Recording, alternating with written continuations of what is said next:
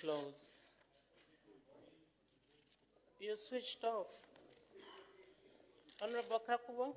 Thank you, Madam Chairperson, for your kind discretion. I first of all want to start by thanking the other MPs that have spoken on behalf of our ministry as young people. Honorable Minister, thank you for your statement as well. Madam Speaker, Madam Chairperson, I just want to focus and speak about the plight of the youth in our country. First of all, I would like to say that it's not easy to live as a youth in this country. It is extremely difficult. We go through a lot of things. Some things have already been talked about. The lack of jobs, but there are other things that we experience on a daily basis but are not there in our country. Better health care, for instance, is a big challenge. Some of the youths, most of the youths in this country actually live in rural areas where they have to use pit latrines up to now. And that's very difficult. The future is not as bright as we would like it to be. Then there are youths who are in universities, those that are lucky enough to have an education. Even for those, it's very difficult.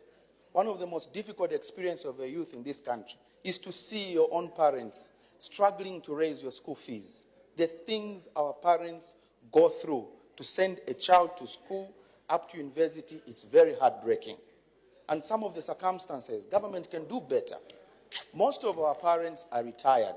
May government please pay retired parents so that there can be some liquidity in our homes. Madam Speaker, sometimes one of the things that are so difficult for a youth in this country is the fact that sometimes we die at the hands of government. I remember Mapenzi. I also remember recently there was a university student at UNZA. She passed away. She was in the comfort of her room thinking that she would be safe. But what happened, Madam Chairperson, is that she got suffocated by tear gas that was thrown in her own room. And I would like to take this opportunity to send an apology to the students at UNZA. That those of us that are elected to be here and fight for their rights and fight for their protection, we have not done very well. We send an apology there. Even to our own parents, we send an apology. We could have done better. But hope is not lost for the youth in this country.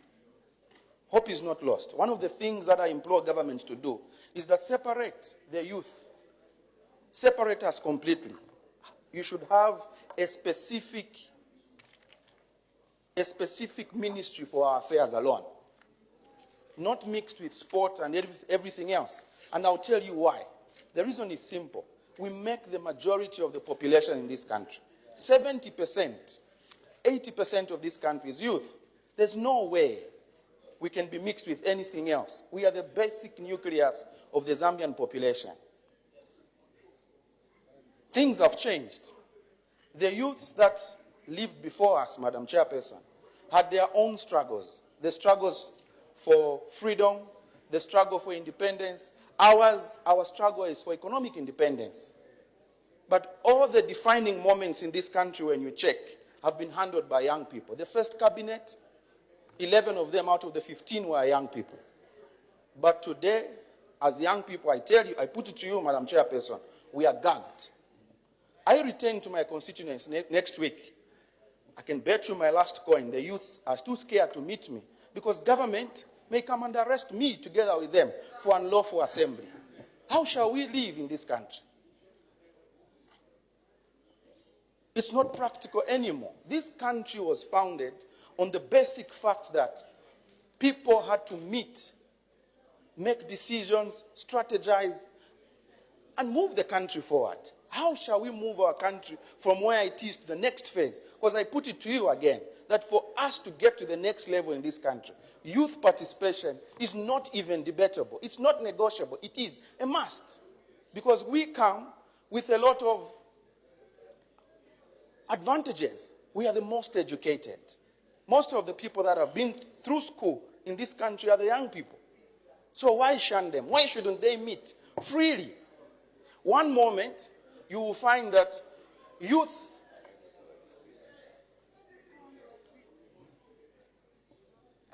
Madam Chairperson, you will find that one moment, young people in universities have the right to have unions.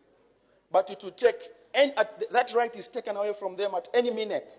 One moment, government wakes up and says, no unions. Universities sometimes have as many as 20,000 students. How then would you know the issues that are affecting them, their priorities, if there are no unions?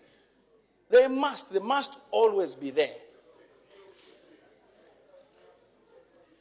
It is not easy to be a youth in this country. The youths that came before us would sing songs of freedom. I'll tell you one youth, Chama Fumba Pilato, he sang just one song. He was forced into exile, out of his own country. When shall we sing our own songs of freedom? Why not? We want to be free to do that. Look at what is happening. Our government has now prioritized foreigners over us. I've never seen leadership that is so timid and scared to the extent that when foreigners come, they are given special land to bury themselves. Where is the special land for Zambians? Where is the special land for youths? Youths cannot access land, but foreigners, when they come, they are given priority. When shall we own our own land? Have you seen what is going on in South Africa? We can avoid that here today and now. Where is your desire, PF government? These are things that are within your space. You can change these things. How are you negotiating the deals with the Chinese? I put it to you again, Madam Chairperson. Because we are 70-80% of the population, if anything that any government is doing is not about the youth, then it's not about Zambians. Because it means it's a miss, a complete miss. If you're not sorting out problems for the majority, who are the youths, then who are you negotiating for? Who are you negotiating for? It means you're not working. Ask yourselves, PF, why are the Chinese here? It's simple. It's for the raw materials. But what are you getting in exchange? Are you getting their raw materials? No. It means it's a bad deal. China is known for its technological advancements. So if you will give up your raw materials, which are your last defense for this youthful country, then you are giving away our sovereignty. Sit back. Negotiate better. Where are you rushing to? Not everything requires an envelope under the table. You cannot change a country like that. But there is still hope. I don't want to take too much time. My clarion call is that if you're a young person in this country, your country needs you now. Remove the fear. Wherever you are, mobilize. Our country was made on the basis of meetings and mobilizing. Mobilize your neighborhood for the next election. Don't stay away. I have the rare privilege, together with my colleagues in the UP, and we can come here and vent on your behalf.